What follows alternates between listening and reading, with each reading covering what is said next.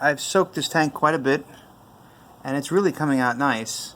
It's really hard to tell. Let me put the light from the phone on. And that's just sitting there. That wasn't there before, but I got one of these guys from Home Depot. It's basically like a chimney cleaner or pipe cleaner, and I'm gonna bend it and everything. I'm gonna, you know, agitate what's inside there. I got one also here. They call this a dryer and vent brush. It's a little bit. It's not so coarse, but I'm gonna try to clean this up more and agitate the stuff off so that when I drain it out, it'll actually come out with it, and it'll loosen it. And when I hose out the inside, it'll actually you know, all go out with it, so nothing will stick. So wish me luck. So after paying $140 and not being satisfied, the guy used acid and everything, and it actually still maintained the coating in the tank. Like I said, this particular tank has a very good reputation. I cleaned the hell out of it. I used those scrubbers right there, and then I totally rinsed, you know, I dumped it out. I got a cheesecloth here, or whatever you want to screen, and I'll put it through a cheesecloth once again to save it and put it back in the gallon containers, what's left. And I'm very happy with this. This is as good as it's going to get. There might be some flash rusting, but I don't think there was a lot of time for it. I used these two little bottles here. I had a little bit left in one, and then I used the other, and it really, I think, helped. Let's see. Let me zoom in on it.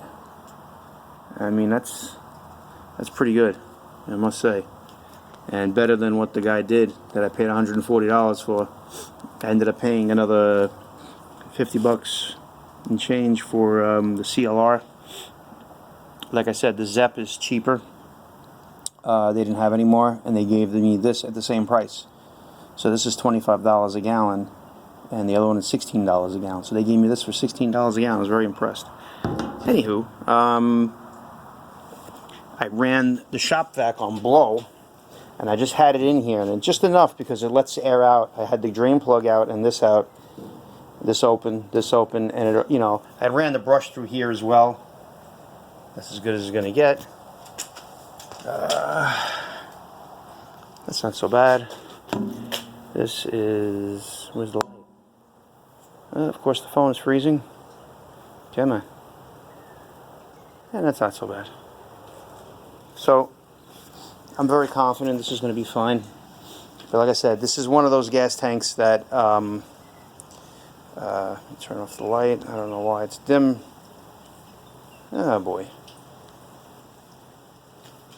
Yeah, there's something wrong with this phone. It doesn't focus after you zoom in on it. So guess I'll continue to zoom up close because it seems better.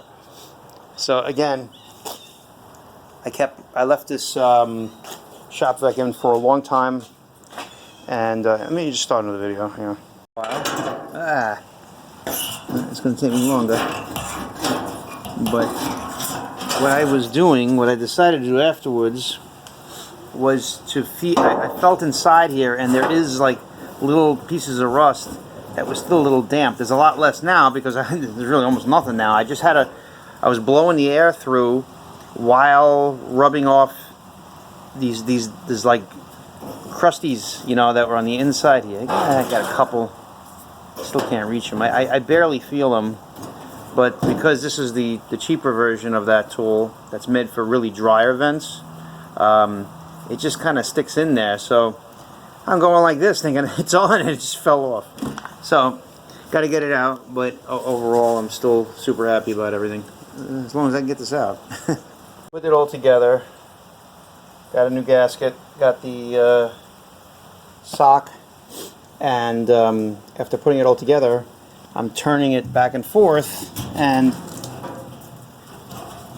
there's like just a few grains left in there, but there was quite a bit more, because the way the guy welded this on, it's basically a pipe bushing.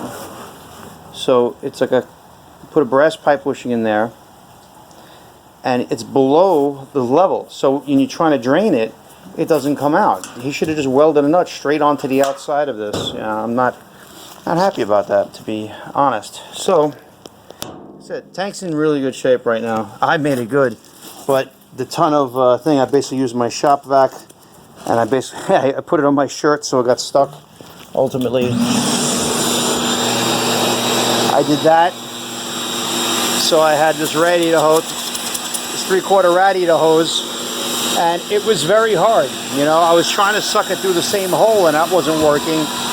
And basically, I had to do it like this and keep going side to side. I was trying to make it go to the corner, and it really just wouldn't hit the corner because the hose would start to, you know, curve. So I kept going like this, and, you know, ultimately moving it side to side.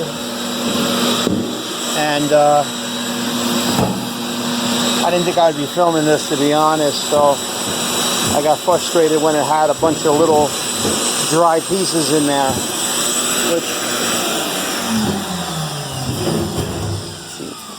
which is probably not a big deal, but now I don't hear anything. Before I was, you know, let me see if you can hear it. There's no more. If there's 1 or 2 grains, it's nothing. It actually sounded like a little sandbag in there. So I'm going to put the sending unit back together, and hopefully tomorrow I'll be able to put it in. I got my proper hose on here, and I painted it with Rust-Oleum black paint, which is, its particular one was a rust converter, and then I sprayed it with the acrylic enamel silver, just so it looks back like a gas tank, because it was all black, which wouldn't have been a big deal anyway, but just wanted to put something over the rust on the outside. But I mean, oh, here goes my phone freezing again. Alright, so anyway, if you look at that thickness of that metal there, it's really thick and very heavy duty, I must say. Of course the light's not coming on because there's always a problem with this phone. Anyway, it's a very thick, heavy tank. That's why when initially I put, there was a big dent in here. There's still like a little, see, there's a little dent right here. I'm not really worried about that, but there was a big dent right here, you know, so I couldn't get this out, but I probably could push it out with something. I might try that anyway. And you know, I just put the shop vac in there on blow, and like instantly popped out. So I didn't want to press my luck, but I actually made the whole thing, you know, bellow outwards. So I was like, okay, that's enough pressure. So if it's not going to do it there, maybe it'll do it when the fuel is in, but for the most part, I want to consider this done. And tomorrow I'm going to put it in. Took out a good portion of this dent, but there's a sharp mark there, a couple of marks, and it's not from my tool, but I basically unfolded it, and it ended up being more prevalent now. So I was like, I got to back off, because I wouldn't want the, you know, that to be a pinhole in the end after, you know, bending it back and forth. So I'm just going to leave it be. It's better than what it was. Of course, it actually shook up more rust, so in a certain sense, I was kind of glad I did it. And it was, you know, not sounding like maracas like it was before, but it was definitely, I heard something, and I did the same technique where I, you know, put the heater line here, this 3/4 line, put it inside, vacuumed it up, and all's well. So I put the sending unit back in. It's all good. I'm just going to put some liquid Teflon on this and let it dry overnight. So when I plug up the hole, it'll seal. So I think this is about done. I can maybe actually take the car for a test drive soon. Wish me luck. Thanks for watching.